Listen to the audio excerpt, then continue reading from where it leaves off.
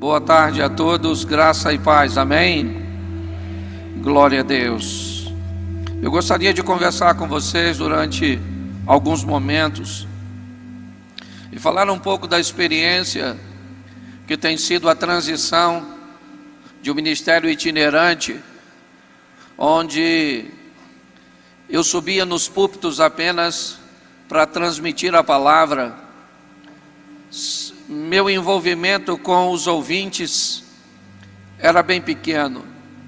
Eu subia, eu ministrava, eu orava, as pessoas sorriam, outras choravam, outras vinham à frente, e o máximo que eu conseguia de intimidade com elas e de proximidade era um toque, às vezes um abraço. Mas de 5 anos para cá, quando eu me tornei pastor, eu comecei a não apenas ver essas pessoas sorrindo, ou chorando, ou apertando a minha mão. Eu comecei a ter a experiência de ver essas mesmas pessoas que sorriam durante a minha ministração inteira, sentada diante de mim no meu gabinete, me narrando suas histórias, me narrando seus problemas, seus conflitos. E eu comecei a pensar um pouco mais sobre aquilo que eu falava, e até mesmo no que diz respeito à vida. Eu via que nem sempre o que as pessoas me transmitiam era a realidade do que elas estavam vivendo. E eu comecei a ter um pouco mais de cuidado. Se você tem me acompanhado de uns 3 ou 4 anos para cá, meu discurso de humor mudou um pouco, a linha ficou um pouco mais moderada, porque eu comecei a ver a dor das pessoas de perto. Num evento que tem o propósito também de transmitir uma visão de paz, nessa primeira ministração que eu vou fazer com vocês, eu quero que vocês deem uma olhada nesse texto de Eclesiastes capítulo 4 comigo. Eclesiastes capítulo 4, a partir do verso 1. Nós vamos ver 12 versículos, mas eu vou dividir ele em 3 etapas. O primeiro, nós vamos ler até o verso 7. E é alguém que está observando a vida, é alguém que está olhando a história da humanidade. Ele diz assim: depois voltei-me e atentei para todas as opressões que se fazem debaixo do sol. Eis que eu vi as lágrimas dos que foram oprimidos e dos que não têm consolador. A força estava do lado dos seus opressores, mas eles não tinham consolador. Por isso, eu louvei os que já morreram mais do que os que ainda vivem. E melhor que uns e outros é aquele que ainda não é, que não viu as mais obras que se fazem debaixo do sol. Também vi eu todo o trabalho e toda a destreza em obras. Traz o homem a inveja de seu próximo. Também isto é vaidade e aflição de espírito.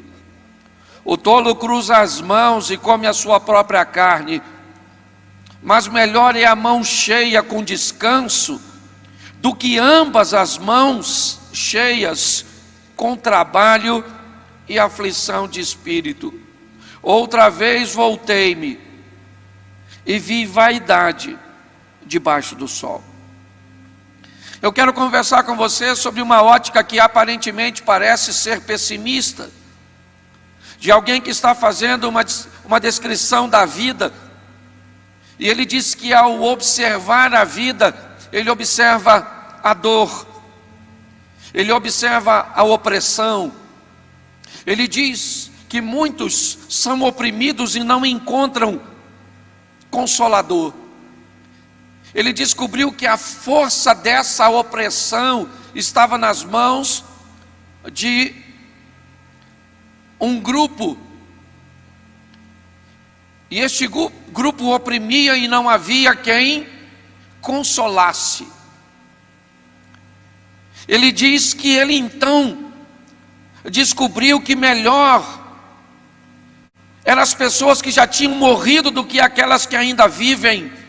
E ele vai além, dizendo que na verdade, melhor mesmo é a pessoa que sequer nasceu, que não teve o dissabor de ver as indiferenças, as crises, as traições, as doenças, as dificuldades, os problemas, os traumas.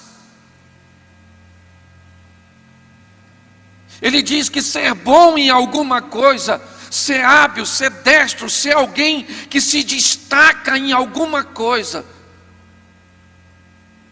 também vai ser ruim, porque o próximo vai falar mal dele, vai tentar denegri-lo, desqualificá-lo, vai tentar potencializar qualquer coisa pequena que ele faça, por inveja. Ele diz que as pessoas, ao invés de se contentarem com uma mão cheia e com descanso, elas vão atrás de duas mãos bem cheias e fartas, mas sem descanso, com trabalho e com aflição. Quando nós olhamos esse texto, e ainda mais eu criando um ambiente talvez um pouco dramático ao narrá-lo, pode parecer uma visão pessimista, dolorosa, mas eu quero dizer para vocês, a realidade da vida é dura. As crises são existentes, os traumas são reais, as perdas são verdadeiras. Aquilo que esperávamos de uma vida perfeita é inexistente. Nós nos casamos e temos grandes expectativas de viver um ambiente totalmente sadio e sempre de felicidade, mas essa não é a realidade. Nós temos filhos e temos expectativas de que eles serão obedientes, de que eles trilharão um caminho, mas isso também não é a realidade, porque eles não são perfeitos. Nós vamos estudar, vamos nos qualificar, vamos nos preparar, achando que as portas irão se abrir porque eu sou qualificado, porque eu sou preparado, mas não é assim que funciona. Eu gosto dessa visão, porque ela não é pessimista, ela não é negativista, ela é realista. Ela fala das dores do ser humano, ela fala das crises, porque a Bíblia nos ensina que enquanto estivermos nesse mundo, as aflições farão parte de nossa história. Mas eu preciso definir que tipo de vida eu vou ter e de que posicionamento eu vou ter mediante a todo esse histórico de uma vida traumática, de situações difíceis, de poderes que estão nas mãos de poucos, definindo a vida de muitos, desde as coisas aparentemente mais insignificantes, como salões de moda de Milão, Paris, Nova York, São Paulo, Fashion Week, onde cores, modelos, tendências são definidas por um grupo pequeno. Basta botar um abacaxi, um flamingo, basta botar um decote, um corte, e um pequeno grupo decide o que a maioria vai acabar vivendo e convivendo. É assim basicamente em todas as áreas. E se nós não aprendermos na maturidade a termos um equilíbrio e sermos felizes e termos paz nesse ambiente muitas vezes hostil e inóspito. E isso eu estou apenas falando de coisas generalizadas. Fora aquelas pessoas que ainda têm suas sagas, seus traumas, suas dores personalizadas, doenças que ninguém tem, divórcios traçado de uma forma extremamente desafiadora. Essa é a realidade da vida. Ela é dura para todos, mas muito mais para quem é mole. E quando eu olho 7 versículos definindo isso, eu olho para 2 tipos de pessoas que esse ambiente doloroso e difícil vai formar. Quando eu olho para o verso 8, ainda de Eclesiastes 4, eu começo a descobrir que esse é o ambiente de formação. Esse é o território onde os indivíduos se formam. Que território é esse? Um território opressor, muitas vezes escasso, muitas vezes hostil, muitas vezes desigual. Essa é a grande verdade. Não venda um sonho utópico para alguém, surreal, porque essa pessoa vai ter sérios problemas. Se nós olharmos e entendermos um pouco por que chegamos aqui dessa forma, eu diria a você, de uma geração um pouquinho mais experiente, a turma aí, pelo menos com mais de 35 para lá, a maioria de nós chegamos aqui e somos o que somos, porque fomos criados num ambiente onde nos permitiam viver ainda que num ambiente de proteção, alguns tipos de dores e de perdas. Nós chegamos onde estamos porque muitas vezes nossos pais, mesmo se sentindo desconfortável e querendo deixar que dormíssemos um pouco mais, nos acordavam cedo, nos davam tarefas que muitas vezes tinham pessoas que eram pagas para fazer, mas não é se tinha alguém para fazer ou não, é porque eles entendiam que aquilo fazia parte de um crescimento. Hoje me parece que a nossa geração, que foi treinada em cavernas, e em cavernas nos tornamos guerreiros, e como guerreiros conquistamos nosso lugar e criamos ou estabelecemos nossos palácios. Nos palácios estamos criando nossos príncipes, e nossos príncipes não sabem nada sobre guerra. Nossos príncipes não sabem nada sobre embate. Nossos príncipes não sabem nada sobre perder. Nossos príncipes não sabem nada sobre brincadeiras. A grande verdade é essa.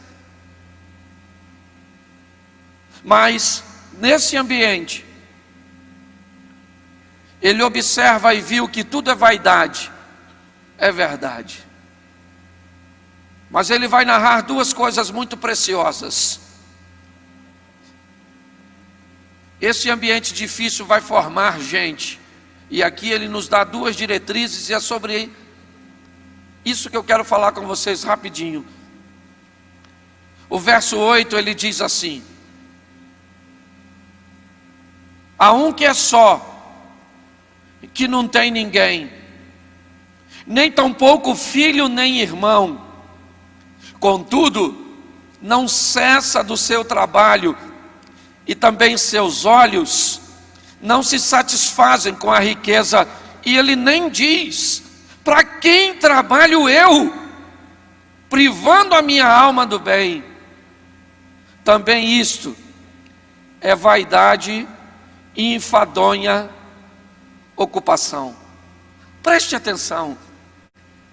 Ele está dizendo, depois que algumas pessoas descobriram as desigualdades, depois que elas descobriram as opressões, depois que elas descobriram que até ser bom e lutar para se ter alguma coisa Eu posso ter um encontro com aquele que não tem e deseja me roubar aquilo que eu consegui com o meu trabalho.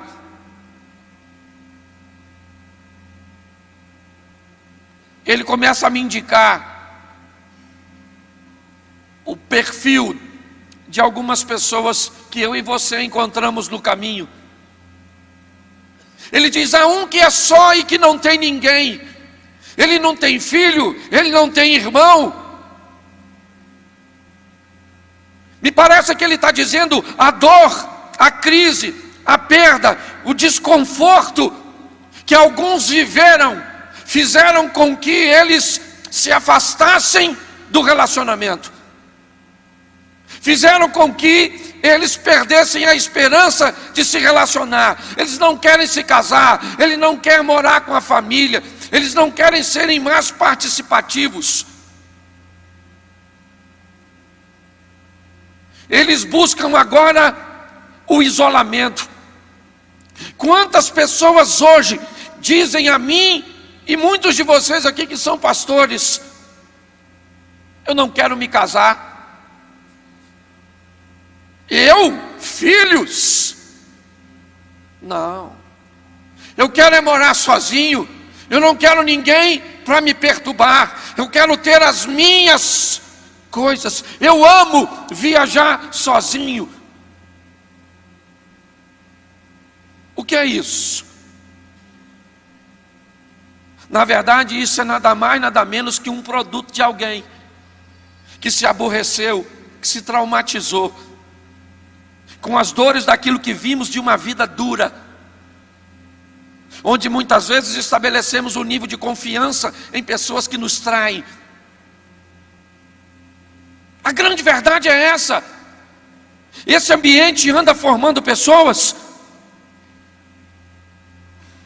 e pessoas que muitas vezes perderam a esperança de viver. Em muitos lugares eu pergunto: quem não pretende casar? Menino, a mão da juventude se levanta. Quem casou e não quer ter filho, por quê? Porque filho é muito caro, filho dá muito trabalho, filho vai roubar a nossa liberdade. Esse é o discurso de quem traumatizou e ama o filho dos outros. Porque quem tem filho sabe a maravilha de ter filho. É ou não é? De ter aquele menino catarrento gritando: papai, papai, papai. Tem hora que dá vontade de você esganar, mas tem hora que não dá para descrever a sensação do que é olhar para aquele rostinho falando seu nome. Você está entendendo? A grande verdade é essa. Hoje, quando eu olho para esse texto, eu vejo que tem gente que resolveu viver sozinha. Na empresa, não se relaciona com ninguém. Na igreja, acaba o culto: ô irmão, chega aí. Eu não, vou embora porque não gosto de confusão. Meu filho, não vai ser crente, vai ser monge. Vai para a montanha do Tibete, bota uma cuequinha e senta lá. Porque lidar com gente é perigoso, sim ou não? Sim ou não? Sim. Eu vejo muita gente vivendo isso, isolado. Muitos de nós aqui, muitos, não é pouco não vou mandar levantar a mão, que eu não vim aqui com missão de denúncia. Mas tem muita gente aqui que tem anos, certo? Que não vê seus irmãos e moram no mesmo estado. Está assim de gente que optou por viver sozinho. É ou não é verdade? Se de uma moça falou: pastor, fugi de casa, ou vou fugir de casa. Eu falei: menino, está difícil, você mora com quem? Ela falou: sozinha. Eu falei: mas não consegui nem entender. Ó, o meu cinto está para fora. Então, peraí. É a imagem, né? Para ficar bonito. Obrigado, irmão. Louvado. Você tem que ter alguém para te falar a verdade. Você estava vendo e não falou. Certo? Louvado seja Deus. Mas preste atenção, hoje tem gente que com esses traumas da vida se aborrece. E eu já falei isso para o povo. Escute só, e tem gente que treme quando eu falo isso porque não concorda. Eu não estou querendo que você concorde, eu só estou querendo que você avalie. Quando você vai viver com gente, descubra que primeiro você tem que amar todo mundo. Diga assim para mim: eu tenho que amar a todos. Agora deixa eu te dar outra notícia. Diga assim: eu não preciso gostar de todo mundo. Deixa eu te falar, porque eu estou cansado de ver esse sistema opressor e difícil de convivência, fazendo com que pessoas desistam de viver com todo mundo. Eu tenho que amar a todos, sim ou não? Mas não preciso gostar de todo mundo. Gostar tem a ver com gosto. Tem gente que eu provei e não gostei. Eu vou continuar amando, orando, se precisar de um remédio, de uma ajuda, se eu encontrar numa festa, se eu encontrar num ambiente social, eu abraço, eu converso, gente boa, tudo bom, mas na minha casa não vai. Nas minhas festas não entra. Não conto para ele minha intimidade. Aí eu acho mó barato que tem gente que não concorda com o que eu estou falando e tenta conviver com gente que não é para conviver. Depois de um tempo você se aborrece tanto que você diz: quer saber de uma coisa? Agora eu não quero mais me envolver com ninguém. Se tivesse feito processos seletivos antes, não tinha se aborrecido. Então viver com gente é perigoso, porque gente é difícil. Não interessa se você faz bem para ela, não interessa. A Bíblia está dizendo: quando você é bom em alguma coisa melhor que o outro, a tendência é o outro ficar com raiva de tu. Ô gente, seja franco, os teólogos de plantão aí avaliem a informação. O Abel coloca uma ofertinha, o Caim coloca outra. Está lá as duas ofertas, sim ou não? Quem aceitou a oferta? Quem aceitou? Quem aceitou? E quem rejeitou? Então Deus aceitou de um, sim ou não? E rejeitou do outro, sim ou não? Então o Caim ficou aborrecido, sim ou não? Com quem? O Abel não tinha nada a ver com a história. O Abel botou a ofertinha dele e o Caim botou a ofertinha dele. Quando Deus aceitou do Abel e não a do Caim, o Caim queria matar alguém. Tinha que ser quem? Você tem medo de falar porque pode ser pecado? O Caim tinha que querer matar quem? Claro! Que era Deus. Quem aceitou? Vou matar Deus. Mas deu para matar Deus? Dava, sim ou não? Então me contento com matar o Abel. Ô, gente, o desafio hoje, o que nós estamos vendo, não são instituições falidas, ruins e caóticas. Não, a família não tem problema nenhum. Isso é mentira. Quem tem problema são os componentes. Eu nunca vi família com problema. Eu já vi mulher problemática. Tem família que se você consertar a mulher, melhora a família. É ou não é? Conserta o marido, melhora a família. Conserta a sogra, aí já é pedir demais. Mas conserta. Conserta. Se você consertar o componente, você tem na sua equipe de trabalho: ah, minha equipe está problemática.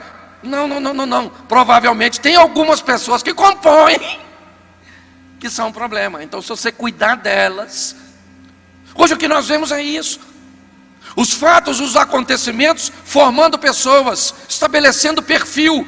Saiba de uma coisa: se você trabalha em processo seletivo empresarial, você sabe muito bem que a maioria das pessoas são selecionadas por currículo e demitidas por personalidade. Você olha o currículo da pessoa e diz: essa pessoa é totalmente qualificada, mas ela não sabe trabalhar em equipe, ela não entende de hierarquia. Hoje, o que nós precisamos é melhorar a qualidade das pessoas. Esse texto foi um texto que falou comigo. Pessoas vivendo sobre o mesmo ambiente, e elas reagem de forma diferente. A primeira diz: eu vou viver sozinha, eu não quero viver com meus irmãos, eu não quero me casar, eu não quero ter filho. E se alguém deseja viver desse jeito, pode ter certeza que ela vai buscar uma fuga. E o texto é tão magnífico que o verso 8 diz assim: contudo, essa pessoa não cessa de trabalhar. Com isso, seus olhos não se satisfazem com o que tem. Olhe bem, já que ela não quer viver em grupo, ela vai viver para ela.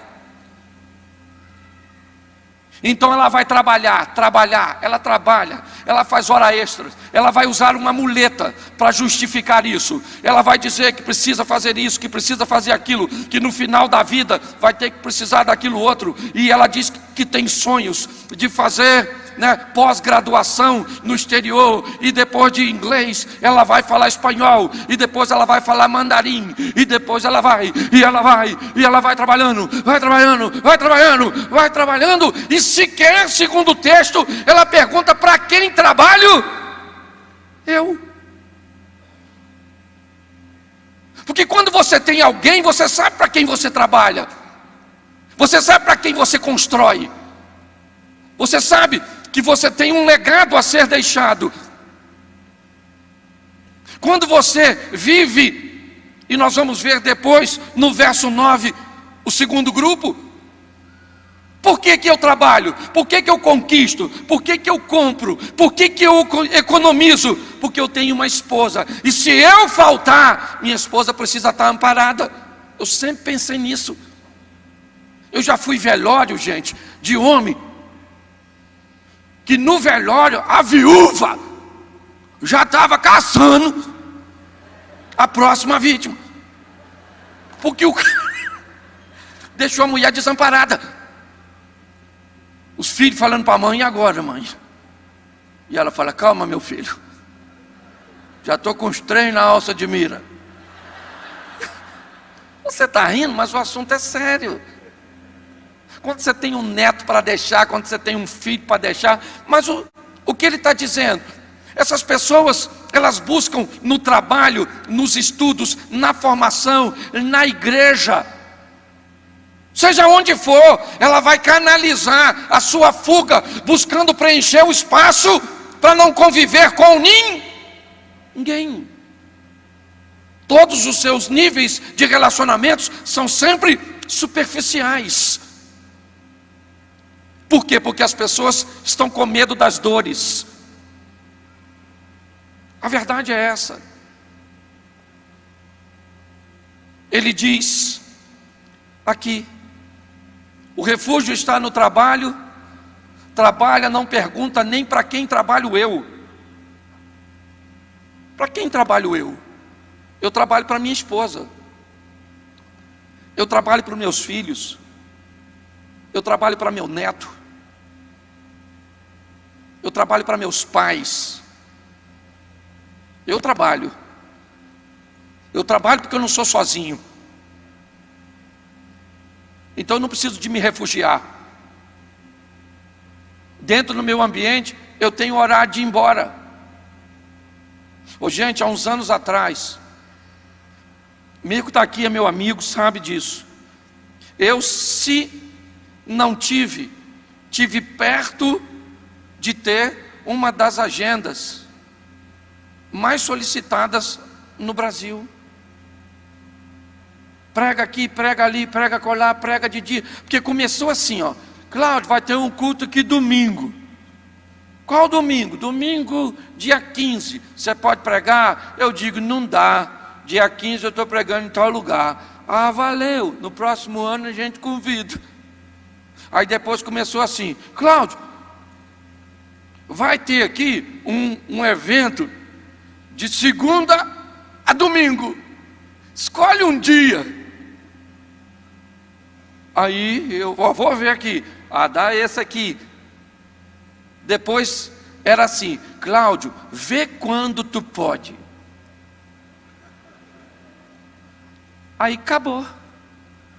Como é que eu falo para alguém assim, ó, olhando agora até o final do ano, eu não posso nunca. Não vão achar que é má vontade? Sim ou não?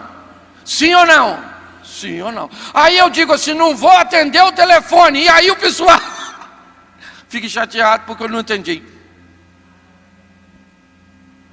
Mas parecia o máximo, gente. E prega ali, e prega lá, e chega em casa, e troca de mala. Isso, que maravilhoso.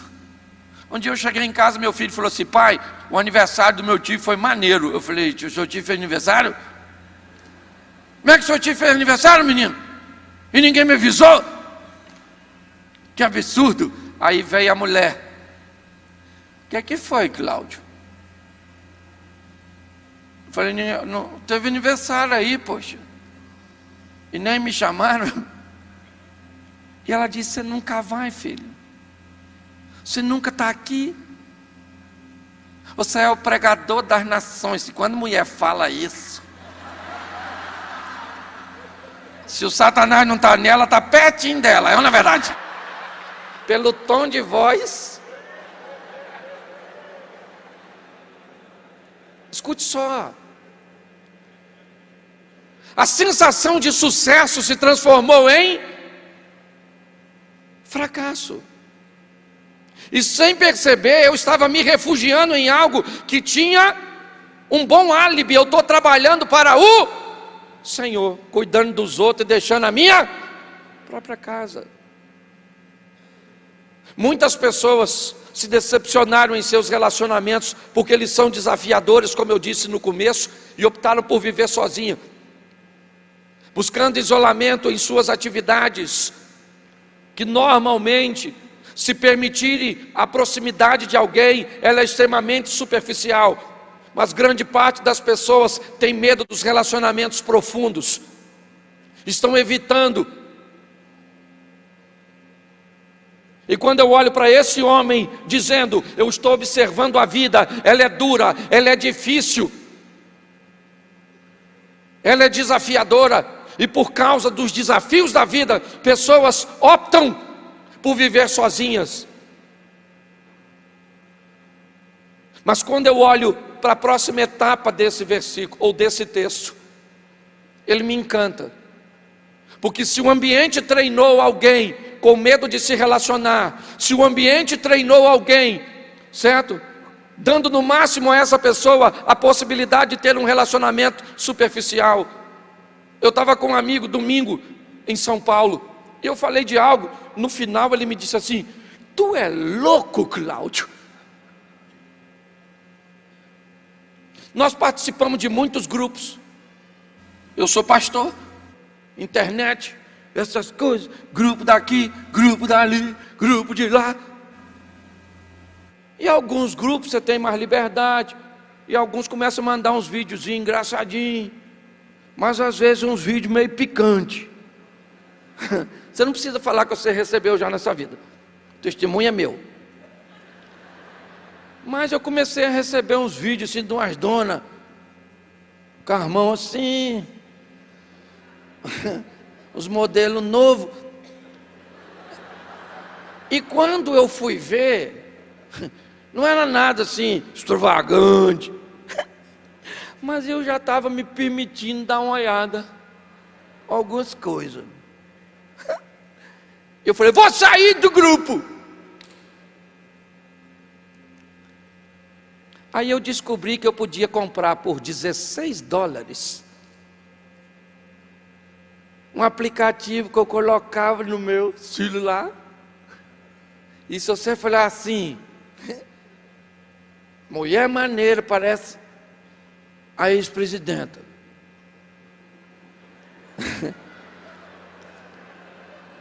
Você entendeu o que eu quis dizer, ok? E se não entendeu, glória a Deus, porque não era para todo mundo. Mas escute só. Eu criei um sistema de defesa para mim? Sim. No meu celular não entra mais nada. E continuei participando. Porque eu amo me relacionar com gente. Eu não sei quais foram os seus traumas, quais foram suas crises, quais foram suas perdas, o que você já vivenciou. Eu só sei que o mundo não é só difícil para você não, querido. Os desafios da convivência são desafios para todos.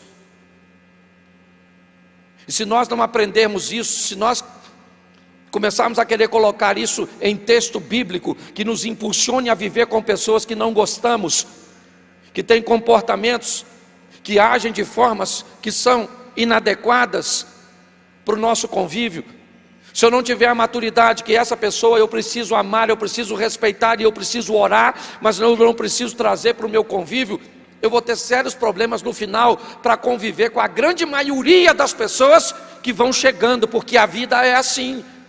São pessoas partindo, são pessoas chegando, isso é a vida. Mas quando eu olho para o verso 9, eu vejo alguém que também viu trauma, que também viu injustiça, que também não teve consolador, que enfrentou inveja.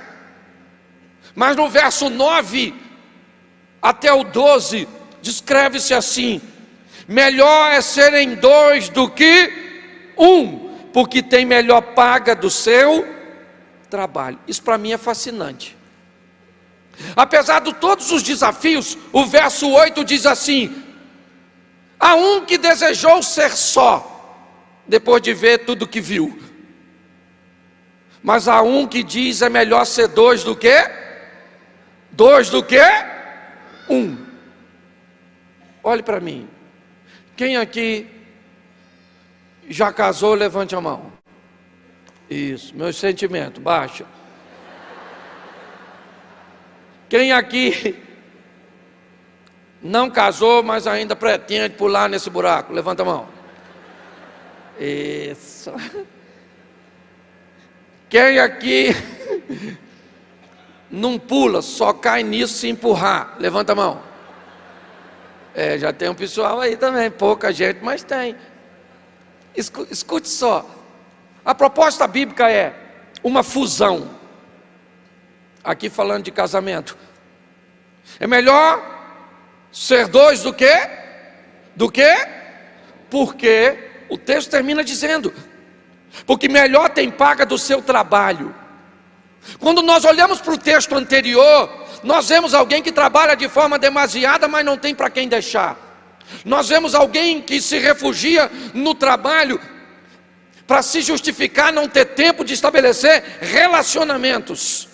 Quando ele vê, a vida dele acabou, e ele não tem um amigo, ele não tem uma pessoa, ele não tem nada. Seus bens serão doados para instituições que cuidam de animais.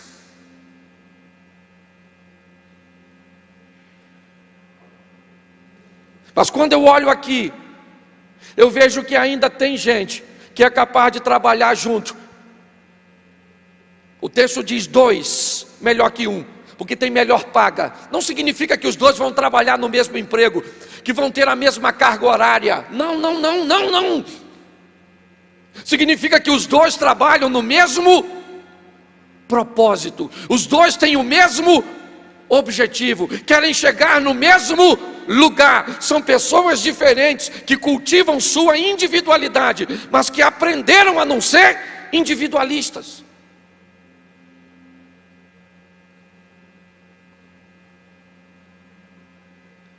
É desafiador? É. Eu brinco muitas vezes com o meu relacionamento.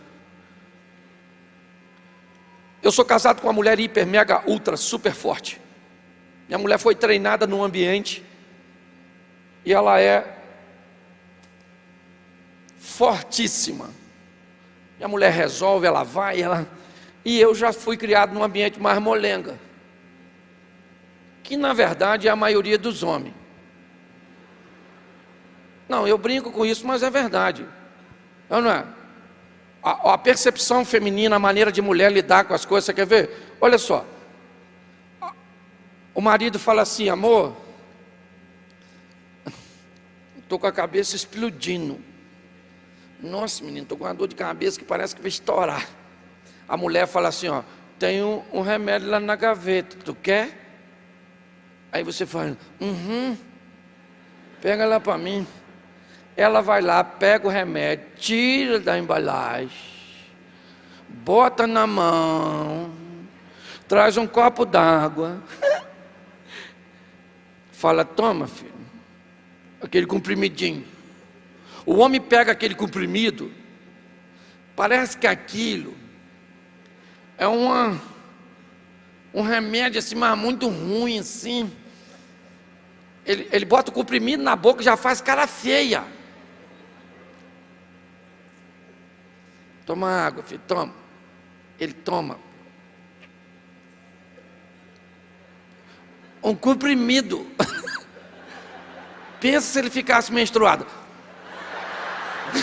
Um comprimido. Aí ela fala assim, é que ela não sabe como é que vai falar, por isso que ela... Eu vou falar mais isso não. Escuta, é complicado para ela falar. Às vezes, eu estava esses dias num evento e alguém fazendo um trabalho como o seu, e no final eu vi algumas pessoas se convertendo, vindo à frente e recebendo Jesus.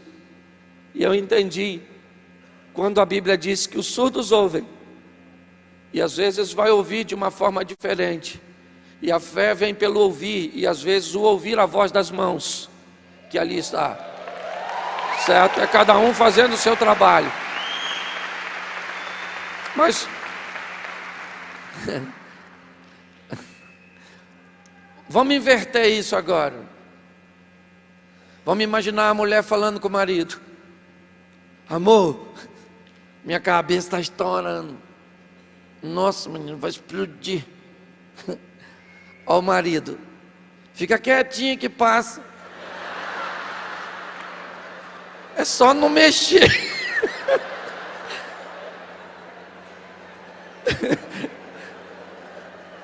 Você está rindo porque sabe que é verdade. Mas escute aqui, olha só. O texto está dizendo que apesar de todos os desafios, quem resolve estabelecer essa fusão, quando os dois estão juntos num só propósito? Quem aqui quando casou não tinha uma casa direito, não tinha um carro, um apartamento, quase não tinha móvel? Levanta a mão a turma que casou assim. Isso, baixa a mão. Agora fala comigo, você que casou nessa situação, você tem sua casa, você tem seu carro, você tem seus filhos, você tem suas coisas. Levanta a mão aí a turma aqui. Isso, é isso aí. O que ele está dizendo é que apesar dos desafios, ainda tem gente que acredita nessa fusão, que é melhor serem dois do que, porque os dois trabalhando no mesmo propósito traz mais benefícios. Ele vai para o 10 dizendo: porque se um cair, o outro levanta o seu companheiro, mas ai do que estiver só, pois caindo não haverá outro que o levante. Sendo pastor, eu descobri na igreja aqueles que optaram por ser sozinho e agora estão idosos. Eu vejo, não tem quem cuide. Eu aprendi uma coisa também na minha caminhada tratando de gente, que há uma dor muito forte quando você está rodeado de pessoas, mas está sozinho. Quando você sabe que está sozinho, você não tem a pretensão de que ninguém te ajude. Mas ele diz: se um cair, o outro levanta. É muito precioso.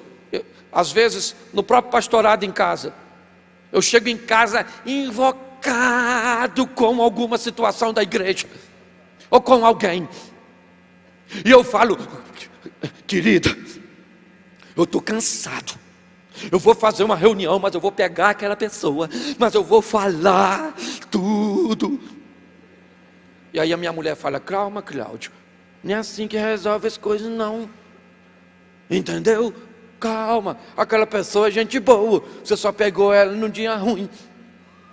Às vezes eu chego em casa com a minha mulher, ela fala: Cláudio, eu vou pegar, e nem fala comigo, que amanhã eu vou resolver isso. E eu falo: calma, menina, com quem? Ela fala: com fulano. Eu falo: fulano é gente tão boa. Um amparando o outro. É ou não é? Na hora de dormir, um perde o sono, o outro fica acordado. Ai, Jesus. Calma, não, não é? Um perde o sono, o outro fica acordado, conversando, batendo um papo. Você acha que você está rindo de mim? É ou não é?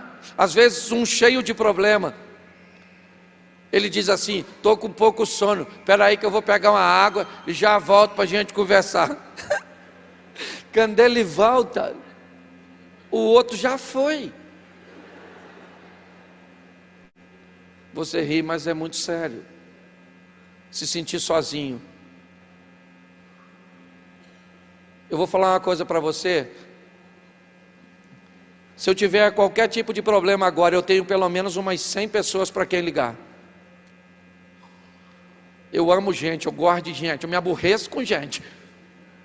Tem gente que tem hora, mas eu amo me relacionar. É perigoso? É, gente, com a cabeça dos outros. Tem gente que tem as cabeças de rolinha. Esse dia nós estamos num evento aqui, né? Eu posso falar isso. Mas pensa num cara que recebeu uma aula de sabedoria. Eu estava num evento, num ambiente com o pastor, e o pastor narrando um episódio, que ele tem uma igreja muito próspera, e lá tem um fotógrafo muito famoso. E o cara fotografa as celebridades, aquela coisa toda, e dentro das celebridades e dos serviços que ele presta, ele não fotografa nudez, mas fotografa, né, pessoa de biquíni. Ele é membro da igreja, um homem piedoso, cheio de Deus. Mas ele posta o trabalho dele na rede social. E aí uma irmã da igreja viu as fotos das donas na rede. Chamou o pastor e falou: pastor, não pode. Aquilo não é rede social de um homem de Deus. Olha as fotos. O pastor olhou para ela e disse: irmã, a senhora me mostra essas fotos. Eu estou pensando o que eu vou fazer com o irmão Francisco. E ela falou: mas eu não estou falando do Francisco, eu estou falando do fulano, fotógrafo. E ele diz: mas não é isso, irmã. É que o moço é fotógrafo, o Francisco é ginecologista. Se nós vamos disciplinar o cara pela foto, o que nós vamos fazer com...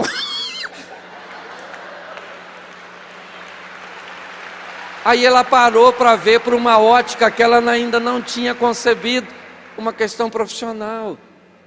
Hoje nós estamos e temos que aprender os desafios de lidar com as pessoas. Viver com outra é difícil. Mas ter alguém para viver do teu lado, para te amparar. Gente, a parte mais importante do corpo humano é o ombro. Nada melhor do que ter um ombro amigo, do ter um lugar para se escorar, alguém para te amparar. Mas hoje essa sociedade descartável, que quer espiritualizar todas as coisas, eu poderia e vou estar falando aqui amanhã à noite, numa outra ótica, mas observe bem, hoje o que vemos? Pessoas frágeis, querendo transferir todas as responsabilidades emocionais para as espirituais. Está lá Tessalonicenses 5, 23 ou 24, está lá.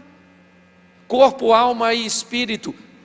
Tem coisas na nossa vida que são emocionais, alma. Tem coisas na nossa vida que são físicas, corpo. Tem coisas na nossa vida que são espirituais, espírito. Eu não posso tratar coisas espirituais de forma emocional.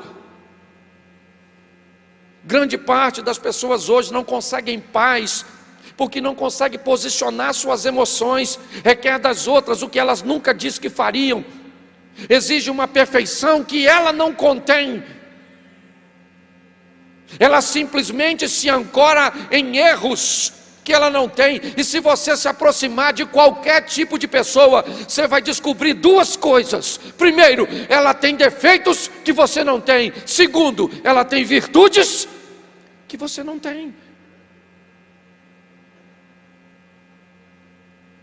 Então, se vamos viver em paz, precisamos amadurecer. O verso 11, ele fala também: se dois dormirem juntos, eles se aquentarão, mas um só, como se aquentará? Quando eu vi esse texto falando de calor humano, que também pode ser aplicado num contexto sexual, mas eu parei para pensar no que nós vivemos atualmente. Hoje, quando nós passamos numa estrada e tem um acidente de automóvel, não precisa muito não. Há um tempo atrás, não vou te precisar quanto tempo tem, Anápolis teve um acidente com a família, onde uma criança estava morta, a mãe ferida com outra, e as pessoas passando e fotografando, tirando foto, para postar no seu perfil, para avisar as outras pessoas do que estava acontecendo ali. Hoje, quando nós olhamos o calor, o sentimento de um neto por uma avó, não é nada. O máximo que eles conseguem ser é até bem pequenininhos. Mas hoje, cá convenhamos, quem é mais interessante, a vovó ou o smartphone? Ou os desenhos animados ali?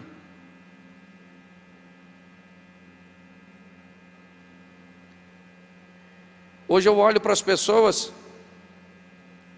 e vejam em todos os ambientes alguém me pedindo. Eu cheguei no aeroporto hoje, eu fui abordado de que desci até me apanharem ali no saguão, pelo menos por umas 10 pessoas. Elas queriam me contar algo, elas queriam falar de algo que ouviram, de algo que aconteceu. Elas queriam uma proximidade, elas não estão querendo dinheiro, elas não estão querendo objeto, elas estão querendo gente para ouvi-la, gente para ficar pertinho delas. Eu estava com meu pai ontem no sítio, 87 anos, andando para lá, graças a Deus com saúde, pressão 12/8, colesterol 150. Eu fiquei olhando e pensando, o dia que meu pai morreu, eu não tenho nada para falar para ele, porque tudo que eu tinha para falar para meu pai, eu falo enquanto ele está vivo, depois não vai me ouvir. Nós perdemos o calor humano, as pessoas esfriaram, casais frios, eles estão perto, mas não estão juntos. Esse é o desafio da sociedade moderna. Eu preciso vender uma imagem boa. A minha realidade não precisa ser muito boa, desde que eu seja um bom artista. Aliás, todo mundo, eu já falei isso aqui em outras conferências, Todo mundo que vai conversar com a minha mulher, se chegar perto da minha mulher, a pergunta que eles fazem à minha esposa o tempo inteiro: o Cláudio é isso mesmo? Porque na ótica, eu posso ser fake, e posso. Eu posso ser extremamente bem-humorado com vocês, mas quem é que sabe quem eu sou? Meus filhos, minha família, meus vizinhos, meus funcionários, os membros da igreja. Por muito tempo, por ter esse jeito bem-humorado, eu fui taxado de alguém que não era sério. Nós precisamos um pouco mais de calor, porque as pessoas estão com frio. Nós estamos aí na campanha do agasalho para muitos estados, mas tem muitos lugares que o frio é na alma. Mulheres precisando de um abraço do marido, filhos precisando de um abraço do pai, avô precisando de um abraço de um neto, menina de 20 anos tendo que sentar no colo do pai para receber um carinho, porque ainda é filhinha. A verdade é essa.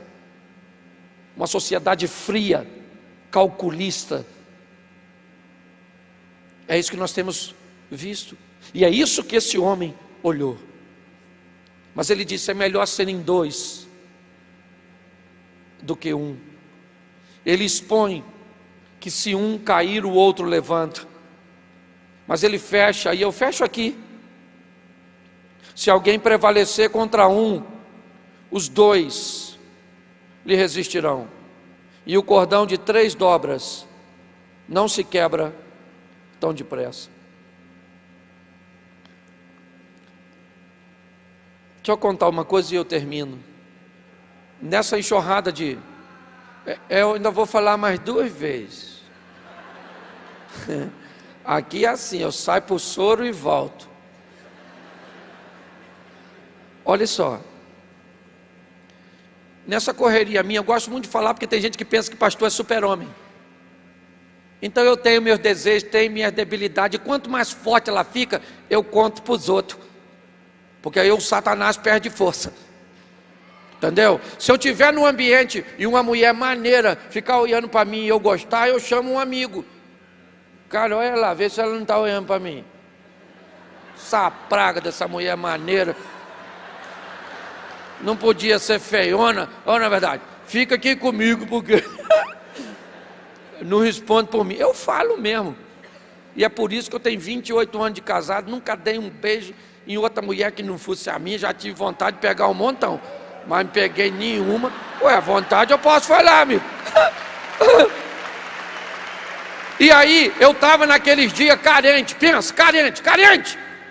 Eu aprendi com a morte de Robbie Williams, que as pessoas bem-humoradas são muito tendenciosas a ficarem emocionalmente estabilizadas. E eu comecei assim, a ficar triste do nada, pensando na possibilidade, sim, que morrer é melhor. Não que eu vá me matar, mas sei lá, posso entrar no Morro do Rio e xingar um traficante. Eu nem sei se isso é suicídio, mas deve ser.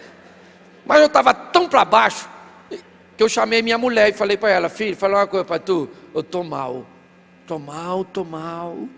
eu estou precisando de tu, pra você falar umas coisas boas comigo, sim, cuidar de mim, estou precisando, poxa. Aí minha mulher, e eu falei sério, não estava brincando não, minha mulher falou assim, ó: ô Cláudio, ó, essa semana não dá não. Ó, essa semana já está com a agenda tudo certinho, assim, que eu vou fazer isso, assim, eu tenho culto tal dia, eu tenho que preparar isso, eu vou pregar, e sim, e não vai dar não, filho. Ó, você segura aí até semana que vem? Semana que vem eu vou tirar 3 dias para te paparicar. Pensa numa felicidade. Você acha que eu fiquei triste? Não, porque ela olhou na agenda. E ela falou, pior se ela falasse que ia fazer e não fizesse. Aí ela falou: ó, daqui, semana que vem eu pego segunda, terça e quarta, tá bom? Eu falei: tá, né? Menino, domingo eu já estava. E não é para pensar com esse negócio, eu estou falando de sexualidade, não. Estou falando de proximidade, sabe? De assistir filme junto, jogar pipoca um no outro, aquelas coisas gostosas, aquelas coisas que Deus está presente, sabe?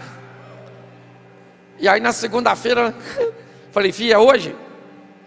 Menina, ela falou coisas comigo, arrumou adjetivo que eu nem sabia que existia. Falou. Mas sabe que ela fez isso? Porque eu falei para ela que eu estava precisando. Mas não falei reclamando, não. Você não me dá atenção, porque eu estou sofrendo, estou querendo morrer. Isso, virei muçulmano, vou explodir. Não. Eu falei para ela sério. Eu falei, filha, eu estou carente, eu estou precisando, estou nessa enxurrada. É obra aqui, faz lá, viaja aqui. Help, me ajuda. E ela foi lá. Porque o texto diz o seguinte: o cordão de 3 dobras não se quebra ou se rompe com facilidade. Presta atenção, o texto não diz que o cordão não se rompe. Ele diz que não se rompe com facilidade, sabe? E aquela coisa de uma terceira força sustentando a união, tempo suficiente até que uma das duas que se romperam tenha o poder de se restaurar. Aprenda a viver com as pessoas, aprenda a amar a todos e trazer para perto de você aquelas que podem conviver ao seu lado. Aprenda a estabelecer níveis de relacionamento, isso é muito sadio, entendendo que a vida é dura para todo mundo, e você vai encontrar gente que não vai querer se relacionar com você, porque teve problema na formação e optou por estar sozinho. Tá bom.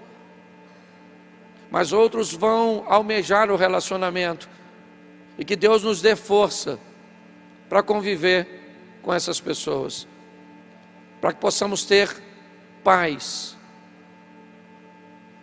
Eu vou conseguir ter paz no meu relacionamento interpessoal quando o que eu sinto ele não é fundamentado no que a outra pessoa está fazendo.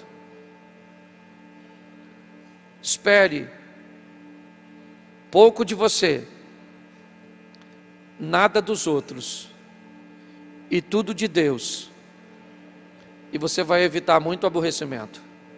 Fique de pé nesse momento. Olha para quem está do seu lado e diga assim: viver comigo não é fácil, mas é possível. Isso, fique de pé, eu vou estar orando. Findou aqui já. Feche seus olhos. Senhor nosso Deus e Pai, muitas vezes, ó Deus, achamos que as dores, que as crises, que os problemas são particularidades nossas. Esquecemos que quer no Gênesis, no Eclesiastes, quer em Mateus ou em Apocalipse, em todas as eras, em todos os tempos, em todos os povos, as crises, as opressões, a ausência de consolo sempre existiu. E nelas se formaram pessoas introvertidas, evasivas, solitárias. Mas nelas também se formaram pessoas extrovertidas, capazes de entender os desafios da convivência e maduras o suficiente para estabelecer os limites de esferas que diversas pessoas receberão para se aproximar de sua vida, de sua casa, de seu trabalho, de seu ministério, de seus segredos. Que a maturidade venha para a tua igreja, ó Deus, em nome de Jesus. Muito obrigado por esta tarde, ó Pai, e continua falando conosco. Nós te damos graças, Senhor, por tudo, em nome de Jesus. Você pode dizer amém? Amém. Que Deus abençoe a todos. Graça e paz.